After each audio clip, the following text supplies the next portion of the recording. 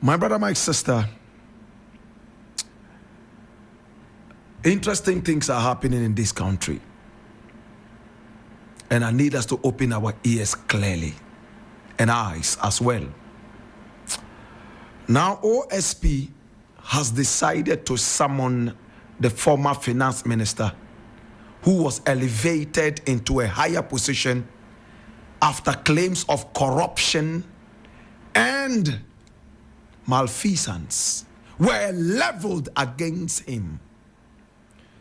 His cousin, the president, in his own wisdom, I don't want to use the other word, wisdom in quotes, decided to elevate him, promote him, after the whole Ghana, including members of his own party, some of who were MPs, decried his very, very, very inefficient way of handling the economy.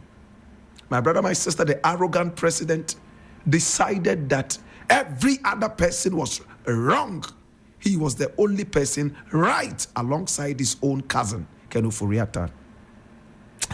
Today, the OSP, who was almost hounded out of office, who claimed that there were bullet holes in his house, the extravagant OSP, my brother, my sister, is one of the most extravagant offices we have in this country.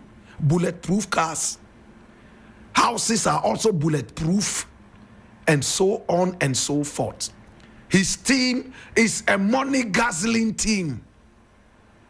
A team of people who are only ready to guzzle Ghana's resources in the name of fighting corruption.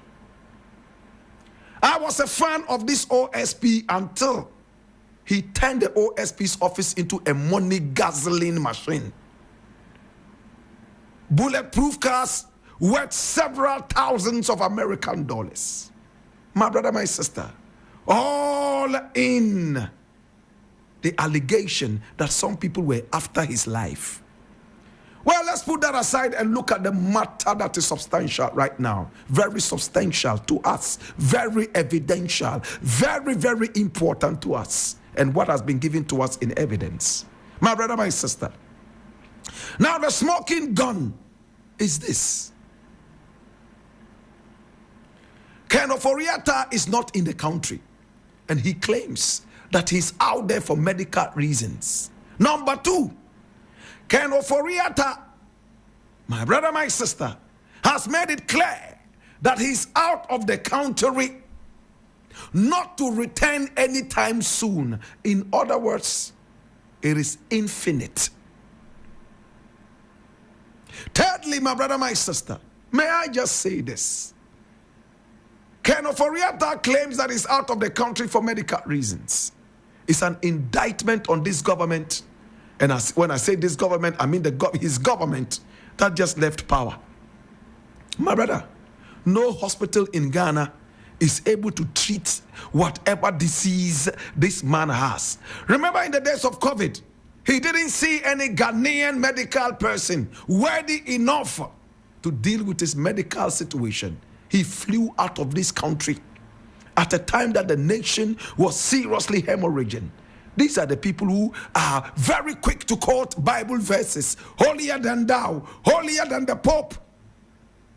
Yet, my brother, my sister, corruption allegations are slapping their cringing brows right now as we speak.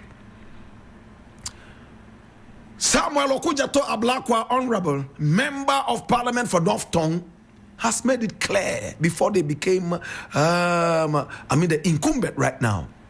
He said he does not see why any politician, and for that matter, government appointee, leaving this country on a medical journey.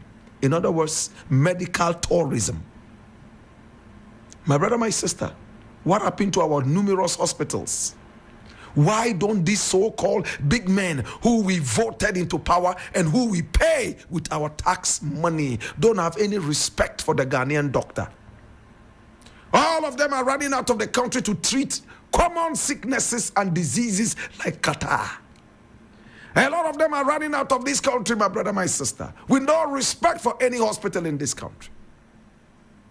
Today, Ken Ofori Atta collapsed the economy.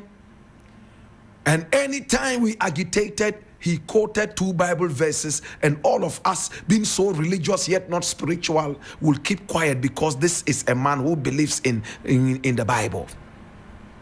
My brother, my sister, listen to this attentively. I am so excited that the Mahama government is going raw with all these guys. Under normal circumstances, it would always be a game of chess. If it's your time to move, then you would move. If it is your time to play, then you play. But now it looks like the tables have turned and there's a new story. I'm glad Ken Ofori Atta is going to answer finally. My brother, these were the vampires of our economy. They had money coming in anytime they borrowed on the heads of the Ghanaian people. Under the weight of debt, Ken Ofori Atta and his people succeeded in pushing a lot into early graves. Poverty, so rife in this country, they continue to borrow and borrow and borrow and borrow. If this was in the days of Rawlings, some of these people would go through kangaroo courts and have bullets very, very comfortably lodged in their brains. My brother, my sister, if this was in 1979, a lot of these people would be castrated, including Nana Akufo Addo. There is no way Ken Ofori Atta would have to answer for corruption if Nana Addo is not part of it.